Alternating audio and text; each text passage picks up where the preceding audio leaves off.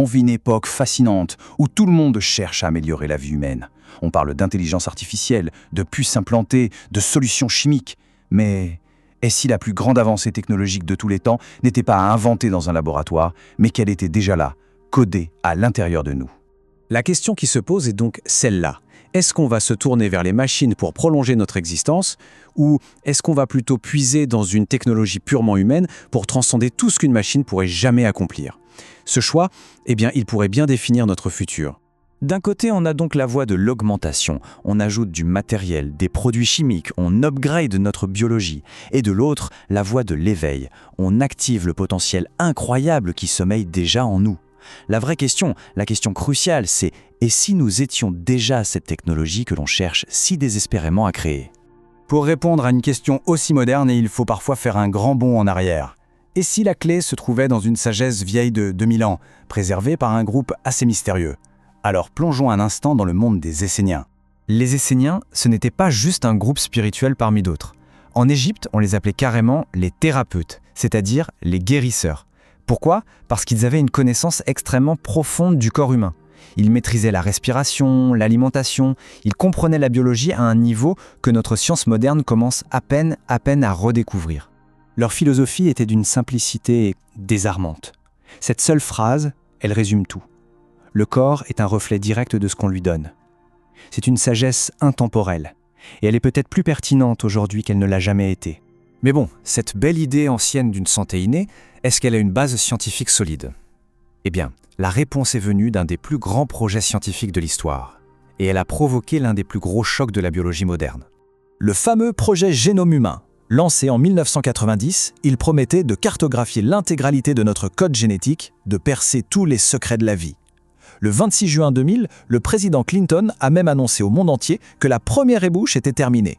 L'humanité entière retenait son souffle. Il faut savoir qu'avant ce projet, le dogme scientifique était simple. Tout le monde était d'accord là-dessus. Un gène code pour une protéine. Point. Et comme le corps humain fabrique plus de 100 000 protéines différentes, les scientifiques s'attendaient logiquement à trouver plus de 100 000 gènes. Ça semblait être une simple formalité.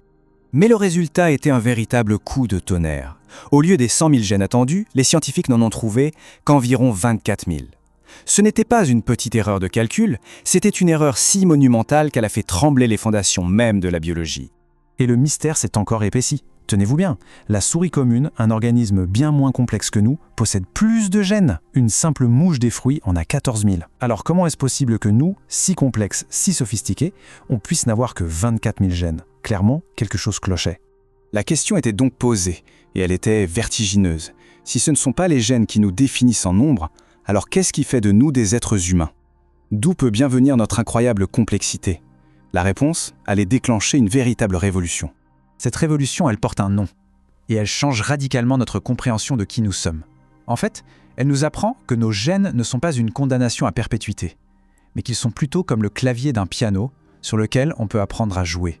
Bienvenue dans le monde de l'épigénétique. C'est la science qui nous montre que nos gènes, ce n'est pas un plan immuable gravé dans le marbre. Non, ils sont dynamiques, flexibles et ils répondent constamment aux signaux de leur environnement.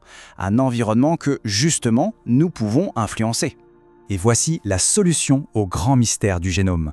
Comment 24 000 gènes peuvent-ils produire plus de 400 000 protéines? Eh bien, c'est parce qu'un seul gène humain n'est pas limité à une seule fonction. Il peut en fait programmer jusqu'à 100 protéines différentes, selon les signaux qu'il reçoit. La voilà notre complexité, le voilà notre pouvoir. Et ça change absolument tout. Ça nous fait passer du statut de victime de notre héritage génétique à celui de maître de notre propre biologie. On n'est plus coincé avec les cartes qu'on a reçues à la naissance. On a la capacité d'intervenir et de participer activement à notre propre expression génétique. Alors si on peut influencer nos gènes, la question logique qui suit c'est comment? Est-ce qu'il existe un interrupteur principal, une sorte de commande centrale pour activer ce potentiel extraordinaire? La science nous dit que oui, et il se trouve dans un endroit tout à fait inattendu. En 1991, des scientifiques ont découvert quelque chose de stupéfiant. Il y a environ 40 000 cellules spécialisées dans le cœur qui agissent comme un petit cerveau. Ces neurites sensorielles pensent, ressentent et se souviennent indépendamment du cerveau qui se trouve dans notre crâne. Le cœur n'est pas juste une pompe, c'est un centre d'intelligence à part entière. La clé de notre technologie intérieure, elle réside dans notre capacité, qui est unique en tant qu'humain, à harmoniser consciemment ces deux centres nerveux. Quand le cerveau du cœur et le cerveau de la tête travaillent en parfaite synergie, on appelle ça la cohérence. À ce moment-là, deux organes deviennent un seul et même système d'une puissance incroyable. Et le processus est d'une élégante simplicité. D'abord, on crée cette cohérence à une fréquence très spécifique, de 0 à 1 Hz. Ensuite, cet état de cohérence soulage immédiatement le corps du stress chronique. Et enfin, ce soulagement permet aux enzymes de longévité, comme la télomérase qui protège nos chromosomes, de se mettre au travail et de commencer à régénérer le corps. Et ça déclenche une véritable cascade de bienfaits. On ne parle pas seulement d'enzymes de longévité, on parle d'une réponse immunitaire surpuissante, de plus de 1300 réactions biochimiques bénéfiques, d'une résilience à toute épreuve, et même d'un accès direct à notre intuition. C'est une mise à niveau complète de tout le système. Au final, on se rend compte qu'on n'a pas besoin d'attendre une puce, une machine ou un produit chimique miracle. La technologie la plus sophistiquée et la plus puissante jamais conçue se trouve déjà à l'intérieur de chacun de nous. Elle attend simplement d'être activée. C'est nous, cette technologie.